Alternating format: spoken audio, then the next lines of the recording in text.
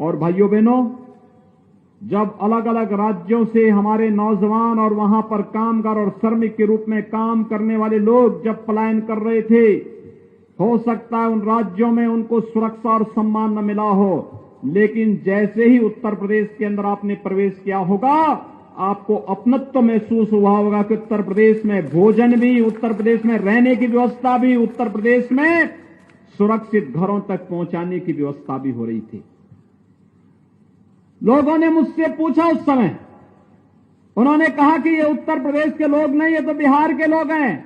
मैंने कहा बिहार के लोग हैं तो और भी महत्वपूर्ण हमारे लिए हैं, क्योंकि बिहार तो माता सीता का मायका है और इसलिए भी हमें बिहार के लोगों की और भी खातिरदारी करनी है। कोई कोताही नहीं होनी चाहिए। और भाइयों बहनों, आपने देखा होगा सुरक्षित सभी लोगों को उनके घरों तक पहुंचाने की पुख्ता व्यवस्था उस दौरान की गई। प्रधानमंत्री मोदी जी ने स्पेशल ट्रेन लगाई, घर घर तक लोगों को पहुंचाने का कार्य हुआ। आत्मनिर्भर पैकेज के अंतर्गत नौजवानों के लिए रोजगार और नौकरी की सुविधाओं को आगे बढ़ाने का कार्य किया गया। आपने देखा होगा पिछले 6 वर्षों से मोदी जी प्रधानमंत्री हैं और शासन की योजनाओं का लाभ कैसे मिलना चाहिए, इसका उन्होंने आदर्श प्रस्तुत किया। कोई भेदभाव किसी के साथ नहीं, न जाति के आधार पर, न मत के आधार पर, न मजहब के आधार पर, न संप्रदाय के आधार पर, न क्षेत्र के आधार पर, न भाषा के आधार पर, कोई भेदभाव नहीं। शासन की योजनाओं में भेदभाव नहीं। हमने तो कहा सबका साथ, सबका विकास। यही मोदी जी का नारा है और यही नीतीश जी का भी नारा है। याद करिए, कांग्रेस और राजद की सरकार भी 15 वर्षों तक बिहार में थी और देश में थी। क्या करते थे ये लोग? इन्होंने मकान नहीं दिया, इन्होंने शौचालय नहीं दिया, इन्होंने विद्युत का कनेक्शन नहीं दिया, इन्होंने रसोई गैस का कनेक्शन नहीं दिया, स्वास्थ्य के लिए 5 लाख रुपए की स्वास्थ्य बीमा का कवर भी गरीबों को नहीं दिया, पीने के लिए पानी भी नहीं दिया, सड़क भी नहीं दी, कुछ भी तो नहीं दिया। और आज ये लोग आ गए हैं जो पहले जाति के नाम पे बांटते थे, अपने परिवार का पेट भरते थे, उन लोगों ने आज फिर से नारा लगाना प्रारंभ कर दिया। रोजगार का झुंझुना पकड़ा करके लोगों की आंखों में धूल झोंकने का प्रयास कर रहे हैं। नौजवानों, इस झुंझुने में आने की आवश्यकता नहीं, इसमें आने की बहकावे में आने की आवश्यकता नहीं। विकास और सुशासन का जो मॉडल प्रधानमंत्री मोदी जी के मार्गदर्शन में नीतीश जी ने बिहार के अंदर आगे बढ़ाने का कार्य किया है, यही बिहार के नौजवानों को नौकरी भी देगा, यही रोजगार भी देगा और यही बिहार के सम्मान को और स्वाभिमान को आगे बढ़ाने का कार्य भी करेगा। कांग्रेस हो या राजद, ये केवल धोखा देने के सिवाय बाकी इनके पास कोई दूसरा कार्य नहीं। विभाजन और बंटवारा करना, 1945-47 में इन्होंने देश का विभाजन किया था और लगातार समाज को कहीं जाति के नाम पर, कहीं क्षेत्र के नाम पर, कहीं मत और मजहब के आधार पर बांटने का कार्य ये लोग केवल करते हैं। ये लोग जोड़ने का कार्य नहीं कर सकते। इनसे कोई उम्मीद मत करिए। विकास ऐसे होना चाहिए जैसे मोदी जी ने दिया। मोदी जी ने जो मॉडल दिया, हर गरीब को मकान देंगे, तेजी के साथ देना प्रारंभ हुआ। 6 वर्ष में 30 करोड़ लोगों को एक एक आवास उपलब्ध करा दिया। 4 करोड़ गरीबों को निःशुल्क विद्युत कनेक्शन उपलब्ध करा दिए। 8 करोड़ गरीबों को रसोई गैस का निःशुल्क कनेक्शन उपलब्ध करा दिया। 10 करोड़ गरीबों को एक एक शौचालय उपलब्ध करवा दिया गया। 12 करोड़ किसानों को किसान सम्मान निधि उपलब्ध करा दी गई। 15 करोड़ नौजवानों को प्रधानमंत्री मुद्रा योजना, प्रधानमंत्री स्टार्टअप की योजना के अंतर्गत आर्थिक स्वावलंबन की ओर अग्रसर किया गया। 35 करोड़ गरीबों के जनधन अकाउंट खुलवाए गए बैंक में और 50 करोड़ गरीबों को आयुष्मान भारत के अंतर्गत मोदी जी ने 5 लाख रुपए की स्वास्थ्य बीमा का कवर भी उपलब्ध कराया। और भाइयों बहनों, इस कोरोना कालखंड में 80 करोड़ गरीबों को निःशुल्क खाद्यान्न उपलब्ध कराने का काम भी कोई कर रहा है तो प्रधानमंत्री मोदी जी कर रहे हैं और बिहार के अंदर नीतीश कुमार जी कर रहे हैं। कांग्रेस और राजद के समय तो ये गरीबों को राशन क्या देते तो पशुओं का चारा स्वयं ही चढ़ कर जाते थे। इनसे क्यों उम्मीद करते हैं आप?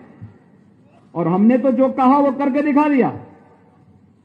भेदभाव किसी के साथ नहीं करेंगे, योजना का लाभ सबको देंगे, सबका साथ और सबका विकास, यही तो राम राज्य है,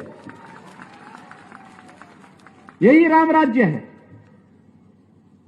हमने ये नहीं कहा हम जबरदस्ती अयोध्या में मंदिर बनाएंगे, हमने कहा कोर्ट फैसला करेगा और कोर्ट समयबद्ध ढंग से फैसला जो देगा उसके लिए हम माहौल उस प्रकार का बनाएंगे। न्यायालय ने फैसला दिया और 500 वर्षों की जो आपकी टीस थी अयोध्या में भगवान राम का भव्य मंदिर के निर्माण का शिलान्यास भी मोदी जी ने रख दिया।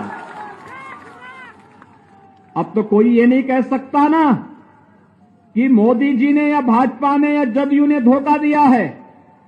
कोई नहीं कह सकता है भाइयों बहनों, हमने जो कहा सो करके दिखा दिया है। हमने जो कहा सो करके दिखा दिया। कोई भेदभाव नहीं। देश का हर नागरिक हमारा नागरिक है। हमारे लिए पूरा देश एक परिवार है।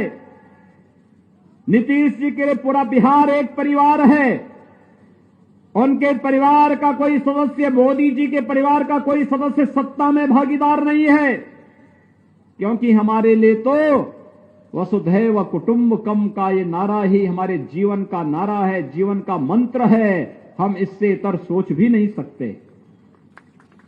लेकिन जिन्होंने अपने परिवार की खातिर यहां के नौजवानों की रोजी और रोजगार पर डकैती डालने का काम किया हो, एक एक नौकरी को बेचने का कार्य किया हो, वे लोग आज रोजगार का झुंझुना पकड़ाने का कार्य कर रहे हैं कि इतने लाख लोगों को नौकरी दे देंगे।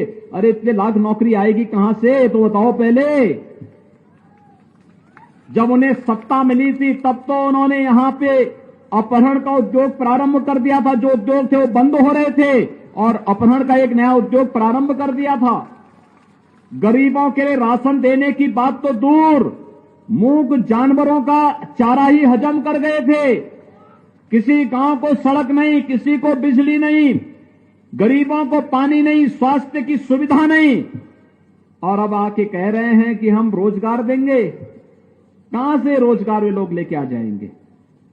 ये कार्य कोई करेगा तो प्रधानमंत्री मोदी जी और नीतीश कुमार जी मुख्यमंत्री के रूप में बिहार के अंदर करेंगे। और भाइयों बहनों, इसीलिए आज मैं आपके बीच आया हूं। आपने 2019 में लोकसभा के चुनाव में यहां से सांसद के रूप में सम्मान्य श्री बैजनाथ महतो जी को यहां से अपना चुनाव लोकसभा के प्रत्याशी के रूप में सांसद में पहुंचाया था। उनकी दुखद मौत हो गई, लेकिन आज उनकी यशस्वी विरासत को आगे बढ़ाने के लिए जनसेवा के भाव के साथ फिर से वाल्मीकि नगर और आसपास के क्षेत्र को जंगल पार्टी का गढ़ नहीं बनने देंगे। इस संकल्प लेकर के उनके पुत्र सुनील कुमार कुशवाहा और साथ साथ जदयू के विधानसभा के वाल्मीकि नगर के युवा जुझारू प्रत्याशी रिंकू सिंह आपके सामने आए हैं। भाइयों बहनों, ये जुझारूपन है। ये जुझारूपन जनता की समस्या का समाधान भी करने की क्षमता रखता है और जंगल पार्टी वाले लोगों से दो दो हाथ करने की क्षमता भी रखता है। जो जैसे मानेगा, जो जैसे मानेगा उसको उस रूप में मनवाने की कला है इनमें, और करेंगे। इसलिए भाइयों बहनों, किसी बहकावे में आने की आवश्यकता नहीं। ये दोनों प्रत्याशी, और मैं आपसे अपील करूंगा कि इस जनपद में जितने भी भाजपा, जदयू, बीआईपी या फिर अन्य जो भी हमारे सहयोगी दल हैं, उनके जो भी प्रत्याशी हैं, उन सभी प्रत्याशियों को विजयी बनाने की अपील करने के लिए ही मैं आज विशेष रूप से आया हूं। मैं उत्तर प्रदेश से आया हूं, भगवान राम की भूमि से आया हूं, माता सीता की शरण स्थली में आया हूं और आपसे यही अपील करने के लिए आया हूं, अच्छे लोगों को चुनेंगे। यूपी के साथ बिहार के साथ, यूपी और बिहार मिलकर के विकास करेंगे और भारत दुनिया की एक महाताकत के रूप में आगे बढ़ेगा।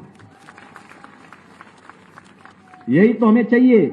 हमारे भारत का खुशहाली, भारत की समृद्धि जब आएगी, एक एक बच्चे के चेहरे पर खुशहाली आएगी, हर दीन दुखी के चेहरे पर खुशहाली लाना, यही तो प्रधानमंत्री मोदी जी का मंत्र है, यही उनका संकल्प है। इसी संकल्प के साथ वे दिन रात कार्य कर रहे हैं। आपने देखा होगा, पहली बार गरीब को शासन की योजनाओं का लाभ मिल रहा है, क्योंकि मोदी जी का संकल्प है। नहीं तो गरीबों के हिस्से में डकैती डालने का कार्य यही कांग्रेस करती थी। आखिर स्वर्गीय राजीव गांधी जी ने यही तो कहा था कि 100 रुपया भेजता हूं और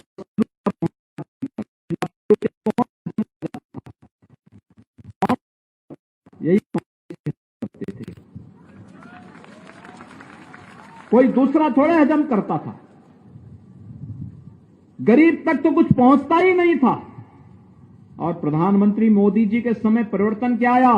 उन्होंने कहा कि कुछ नहीं भाई, ये बीच के दलाल समाप्त, हम गरीब का खाता खोलेंगे और गरीब के खाते में दिल्ली से या पटना से सीधे पैसा डालेंगे, बीच के दलाल कहीं रहेंगे ही नहीं, तो गरीब को योजना का लाभ मिलेगा। और यही आज हो रहा है भाइयों बहनों। विकास की सोच होनी चाहिए और विकास की सोच के साथ आज प्रधानमंत्री मोदी जी के नेतृत्व में देश एक भारत श्रेष्ठ भारत बनने की ओर अग्रसर है। आज आपने देखा होगा, कल कश्मीर में एक बहुत बड़े आतंकवादी को मारा गया, बहुत बड़े आतंकवादी को। तो भारत की सुरक्षा पे सेंध लगाने के लिए आया था, हमारे जवानों पर छुप करके हमला करता था। भारत के बहादुर जवानों ने उसका काम तमाम कर दिया। आज भारत की तरफ कोई टेढ़ी नजरों से नहीं देख सकता, क्योंकि भारत का नेतृत्व मजबूत हाथों में है। और जब यशस्वी और मजबूत हाथों में देश का नेतृत्व होता है, तो देश की आन मान और शान पर कोई टेढ़ी नजरों से देखने का दुस्साहस नहीं कर सकता है। और नहीं तो कांग्रेस के नेतृत्व में यूपीए सरकार थी, राजद भी उसमें सहयोगी था। मुंबई में बम ब्लास्ट हुआ था, सैकड़ों लोग मर गए थे, पूरा देश कह रहा था कि पाकिस्तान ने यह किया है। और जब देश की आवाज में मिलाने के लिए, आवाज मिलाने के लिए कांग्रेस के उस समय के नेतृत्व से कहा गया, तो कहते थे कि पाकिस्तान के पास एटम बम है, एटम बम से डर रहे थे। और आपने देखा होगा पुलवामा में, परसों टेलीविजन में आपने देखा होगा पाकिस्तान की संसद का दृश्य कि पुलवामा के समय जब आतंकी हमला सीआरपीएफ के जवानों पे हुआ था, बिहार के भी कुछ जवान शहीद हुए थे, और तब भारत के बहादुर जवानों ने पाकिस्तान के अंदर घुस करके आतंकी कैंपों को नष्ट किया था। और उस समय भारत का एक विंग कमांडर पाकिस्तान के अंदर हमला करते हुए जब उनका एयरक्राफ्ट नीचे गिरा, तो पाकिस्तान के अंदर उनको बंधक बनाया गया। आपने देखा होगा विंग कमांडर अभिनंदन को पाकिस्तान को 24 घंटे के अंदर उन्हें सकुशल भारत को सुपुर्द करना पड़ा था।